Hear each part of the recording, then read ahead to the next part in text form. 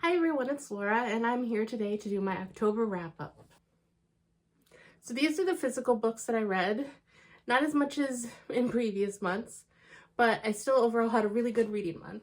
So this month, unfortunately, despite even having a vacation, I didn't get as much reading done. I have been going through a period where I've been really tired, and I actually am getting lab work done with my doctor to see if some of my medication needs to be adjusted. So my brain power wasn't there for a lot of physical reading, and so actually the majority of what I consumed this month was more audiobooks. And even then, I focused a lot more on kind of novellas. It just kind of worked out that way. It wasn't intentional, but I basically was going through Everend and selected anything that seemed kind of paranormal or fall/autumn oriented and trying to read that. This month I read 17 books or novellas, but I only read 4,791 pages, which is a steep decline from previous months, but that's still a lot more than I've done in the past few years. And like I said, I had other factors going on, so despite the desire to read more, it just didn't really happen this month. A quick rundown: I'm going to try and be more concise in my summaries, so this is faster this month. The first book is The Cinnamon Bun Bookstore, the second in the Dream Harbor book series, and this one is following Hazel and Noah. Hazel manages a bookstore, and Noah is a fisherman, and Noah is kind of running from his feelings of inadequacy with his family. He's kind of settled to do a fisherman tourism job in Dream Harbor. And Hazel, she's pretty much been a constant straight-laced girl her entire life. And now that she's approaching 30, she feels like she missed out on some of the excitement that comes with youth. So when a clue shows up in her bookstore where there was a dog-eared page, and then on that page there was a highlighted line about seeking adventure, she decides to kind of go on a scavenger hunt with any other clues. And Noah, since he has a reputation as a playboy, he agrees to help her with that, and they fall in love. I like this much more than the Pumpkin Spice Cafe, so I will be checking out the Christmas Tree Farm, I believe it's called, the third book in the series, and I gave this one a 4.5. Then I finally finished the Chestnut Springs series, and this is the story of Bo and Bailey. And Bo is the middle Eaton brother. He was a super soldier in the Special Forces for the Canadian Army, and since something happened on a mission in the fourth book, he is recovering both emotionally from being discharged from the Army and then from certain medical procedures, and he's basically just kind of lost his path in life and figuring out what he wants for his future. And then Bailey is basically from an infamous family in Chestnut Springs, and she's trying to escape the infamy of her family, make a life for herself, and finally become who she's meant to be. And so for reasons, Bo offered to be fake engaged to her and lend the Eaton family name, which is well regarded in town, to hopefully help her earn more money to escape and with her future plans. And real feelings are involved. And overall, I was not looking really forward to this book, and I liked it more than I was anticipated, but not as much as some of the other books in this series. I really liked Bailey though. Bo, not my favorite male lead, but I really liked Bailey, and overall I would give this a 4. Then next book is Bride by Ali Hazelwood. I stated in my review, Ali Hazelwood is not one of those authors that ever really interested me. I watched other people review her works, give summaries of her books, and I was not interested in any of her books. But the fact that Misery is a vampire and then Low is a werewolf alpha, I basically am a sucker for anything that has witches, werewolves, or vampires in them. I'll give anything a shot. So this one, Misery, she is basically a twin, and she is in a complicated world where there's basically hesitant alliances between werewolves, humans, and vampires, and there are certain programs. So she's lived as a collateral for 10 years in the human world, so she's very estranged from her vampire society, and she agrees to a marriage with Lo, the alpha of the werewolves, because hoping to broker peace. And historically, when this has been attempted before, it didn't go very well, but she has her own reasons for agreeing to the marriage because she doesn't feel she owes vampires anything. She's already spent 10 years of her life for the greater good of vampires, but in her time there, she starts to feel more at home. Romance blossoms between the two of them, and I actually really liked this book. And so while I'm still not really interested in other Ali Hazelwood books, if she does anything similar along the paranormal lines, I would be more than willing to pick it up in the future. So this one I gave a 4.5. Then I did continue on reading the last 2 volumes of Solo Leveling that I physically own right now. And so I liked both of these. I gave them both a 4.5. Most Ardently. This is part of a Classics Remix series, and it's the first one that I've read of it. I don't know if I'll read more, but it's basically Pride and Prejudice based, which I'm a sucker for anything Pride and Prejudice based. And so this is kind of an updated version by new authors on classics, and they all focus on certain different things, I guess. And this one, instead of Elizabeth and Mr. Darcy, you have Oliver, who was born Elizabeth Bennet, but is a trans man, and he's grappling with his future and what he hopes, and if he can fully transition into society. There are only a few people that are aware of his situation and call him Oliver, because obviously it still takes place in the time of the original Pride and Prejudice. So that's a very difficult thing to do in that time frame. But I really enjoyed reading this, seeing what plot points were kept from the original and then what had to be updated to make the love story between Oliver and Mr. Darcy believable. Because obviously if Oliver hasn't socially transitioned even, then he is going kind of masked as Elizabeth, and so Darcy has met him that way, but that's not a way to form a true relationship. So I was very curious and I really liked it. I really am eager to see what else this author has written and explore that, because I liked the writing a lot and I liked the story. And overall, I gave this a 4.25.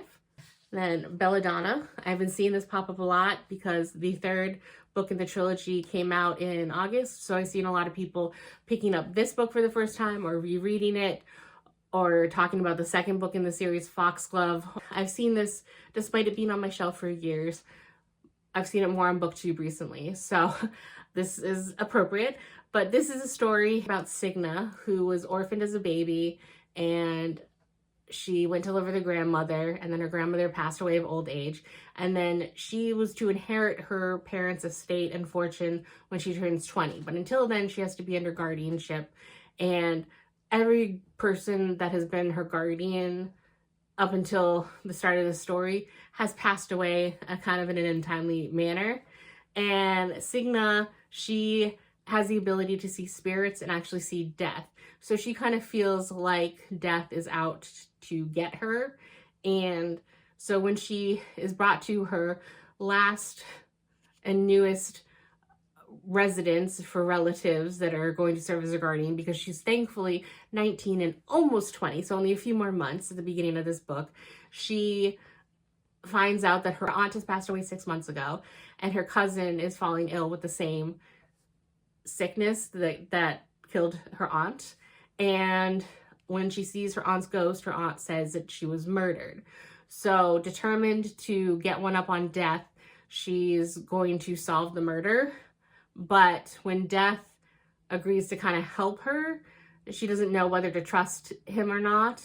and she also enlists the help of a stable boy on the property and navigate the mansion, the secrets, and society, because she's going to inherit an estate and she wants ideally a husband and a place in society.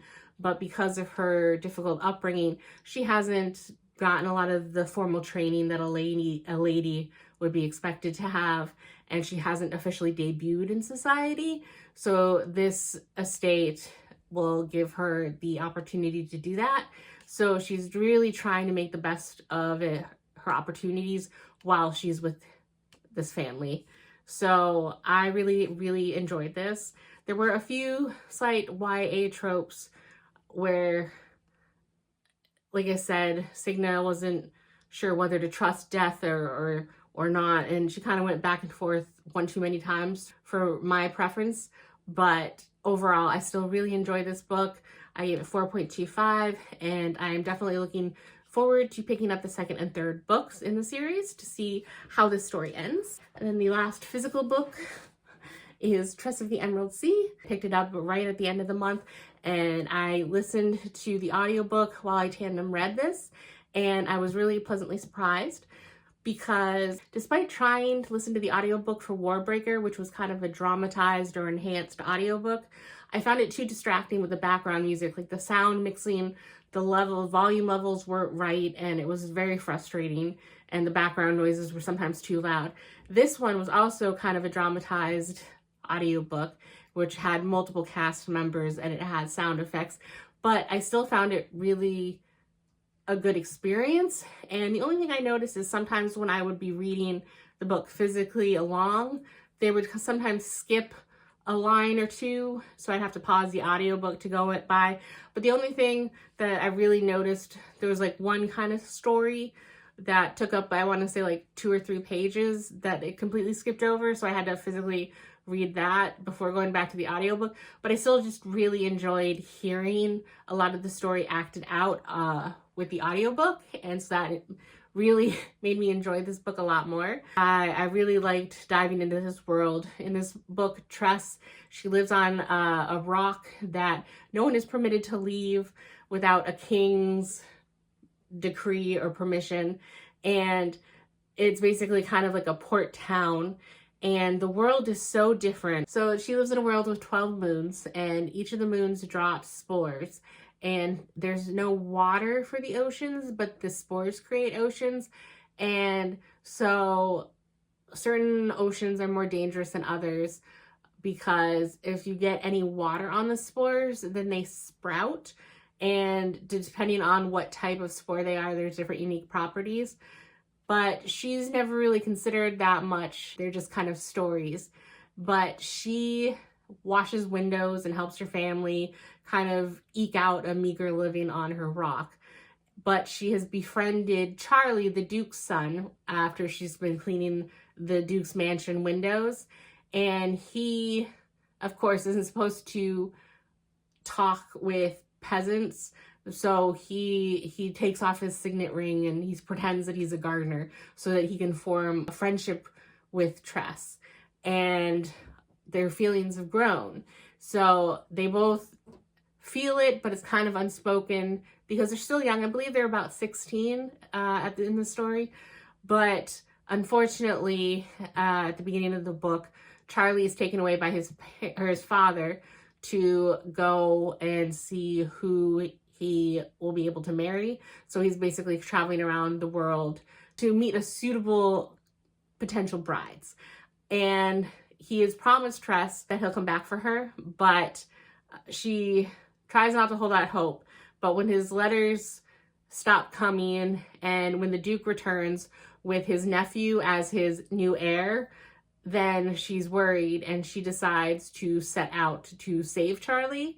So I basically heard this kind of described as The Princess Bride if Buttercup went after Wesley.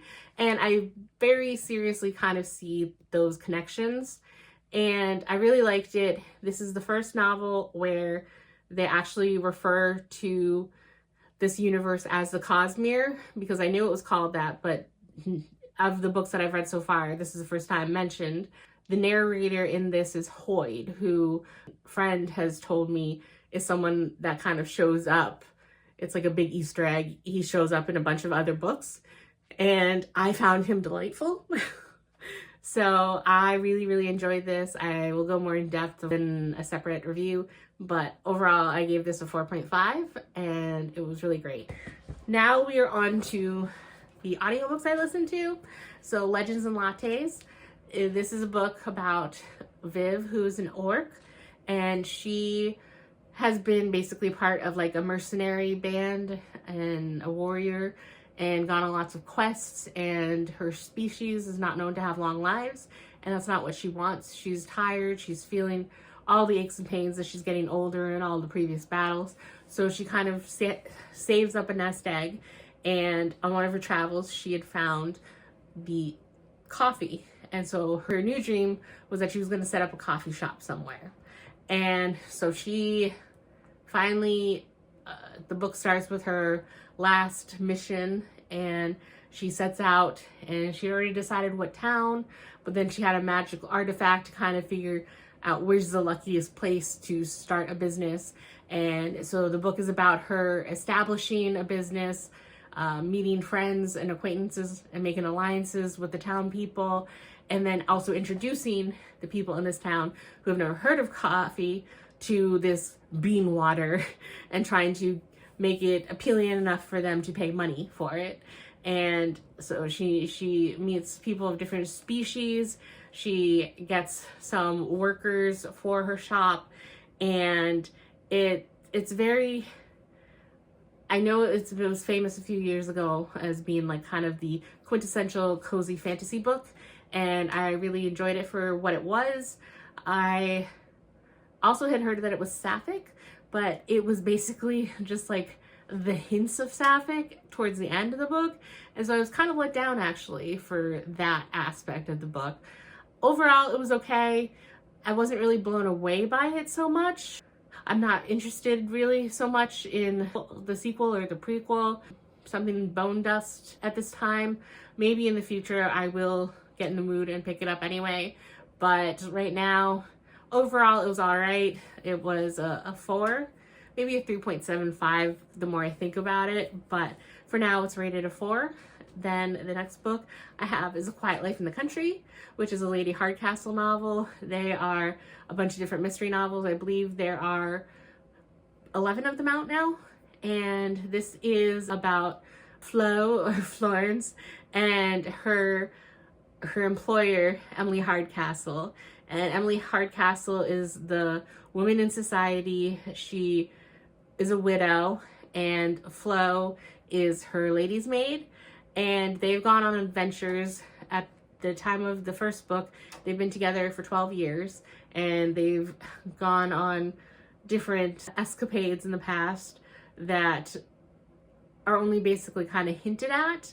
You hear little tidbits throughout the first book, but it's dangerous, and don't take Flo as a typical lady's maid. She has almost Liam Neeson like a certain set of skills, but they have agreed at this point in their life that the adventures behind them, they're moving to a quiet life in the country. They're taking up residence in this house, and as they're getting settled, and they kind of have settled a little bit into their house, they decide to finally start walking into town, and they take a roundabout route because it's a nice day, and they come upon a dead body hanging from a tree.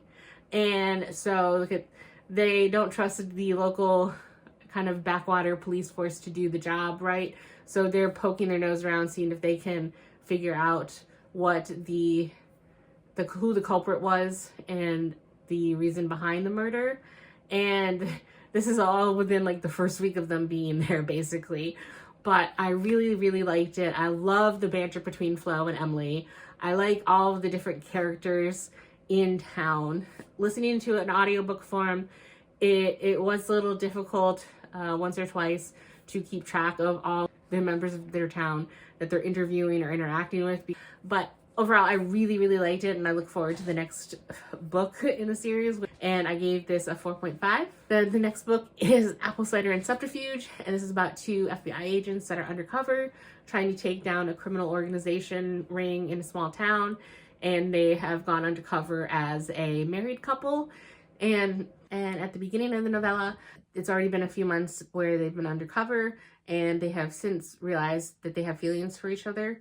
But because of the importance of the operation, they are basically surveilled all the time. There's cameras in basically every room of the house except the bathroom and their walk-in closet. And when they have to go out and about in town doing work, they have wires, so they're not able to act on their feelings. And I was worried going into this how much I could root for a romance that's just a short novella length that you kind of jump in the middle of. But I actually really liked it. It was quite quaint, and the premise of this certain novella is that basically the night before what they think is going to be the end of their mission, their house has a blackout, so they have a short window of period of time to act on their feelings and actually talk about it. And so I actually quite enjoyed the book. There is another novella by the same author, I think part of kind of like a companion series. I don't know if it has any overlapping characters or is just kind of in the same universe, but I will be interested in picking up that novella to see what it's about. And I gave this one a 4. And then the next audiobook was Red Velvet, which is kind of like a friends to lovers thing. And I kind of regretted picking this up at first because I like the fake dating trope, but this is a book where April is a graphic artist at a wine company, and she kind of felt like the black sheep of her family for ages because they're all super competitive. They're all into physical sports, but they can also be competitive about other things like trivia nights and everything. And so she is kind of a friends with benefits, but it's more kind of like a booty call situation with a guy that she thinks her family will really finally approve of, who has agreed to go to a family wedding with her, and he cancels the week before the trip.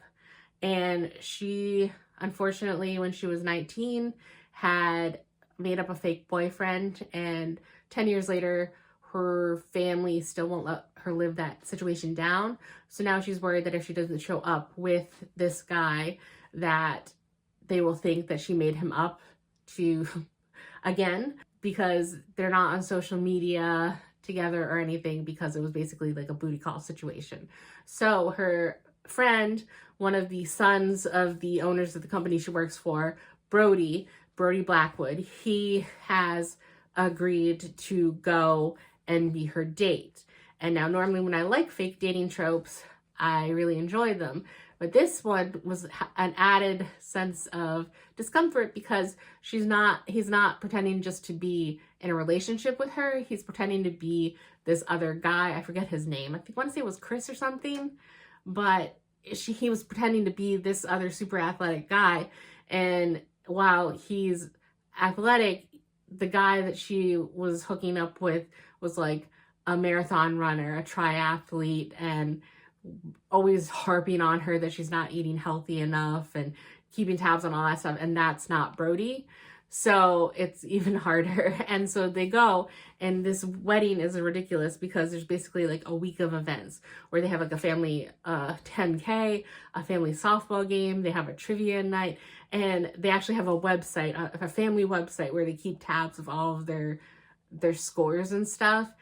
And so it's just a really awkward situation. And so I was kicking myself for picking it up initially because I like everything that happens, you know that it has to blow up at some point and the truth has to come to light, because if this is going to be a romance, Brody and April have to get together as Brody and April, not with him pretending to be the other guy.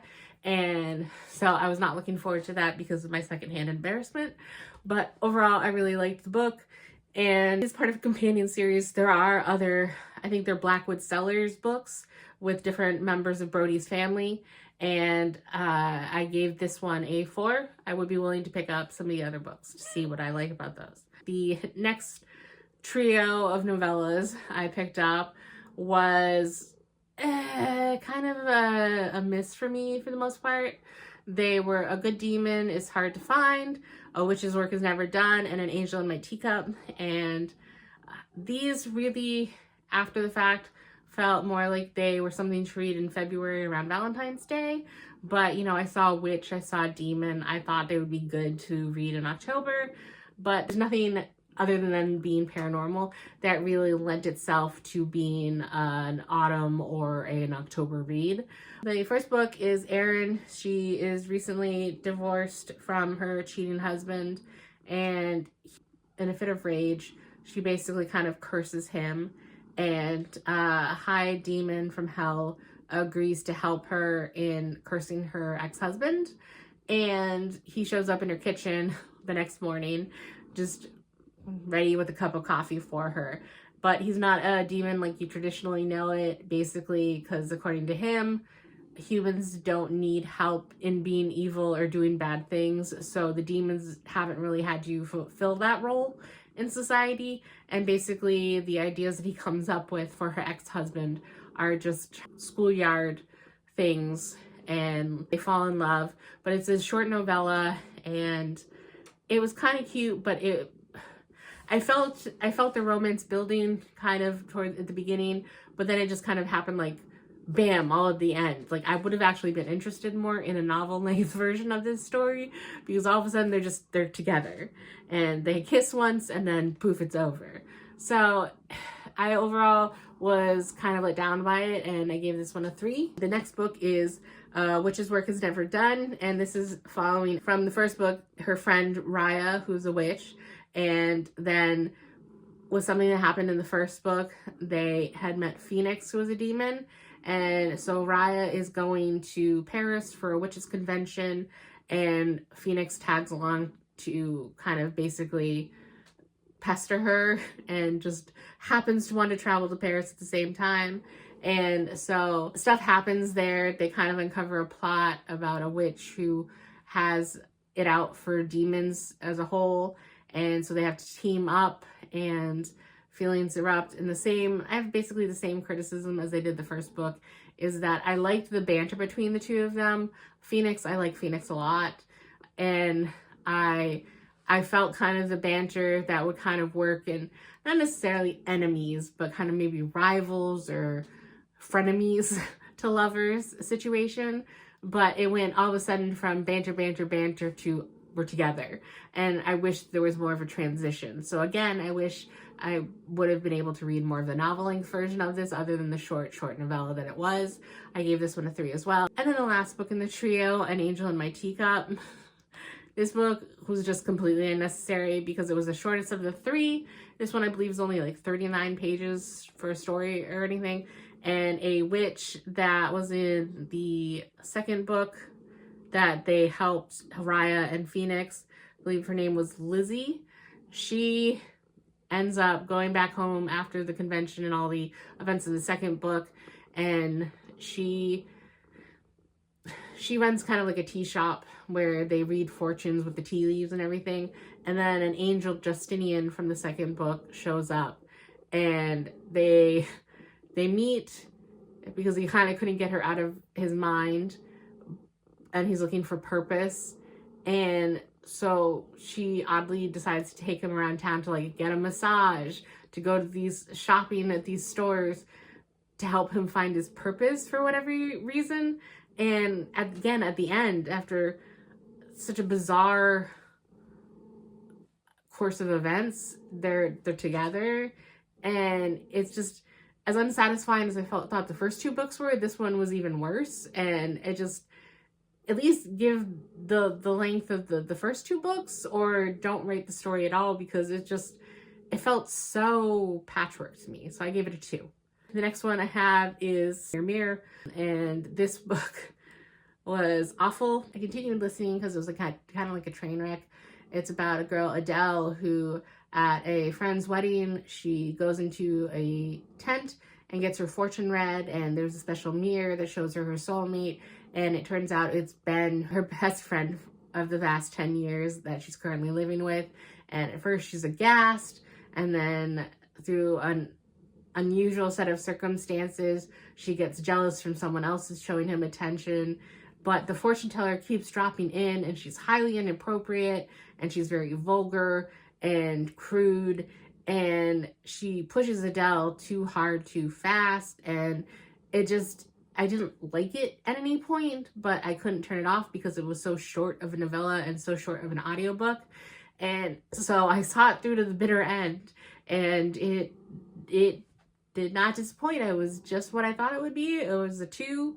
It wasn't unreadable, so I hesitate to give it a 1, but I did not like it at all, and I would be not interested in anything if this is part of a series. I was not a fan. The last one I listened to was Butter Sugar Magic, and this is also part of a series. I guess this is the first of 4 books, and these ones are the same character, so it's not like companion novels. It is an actual series that you have to read in order.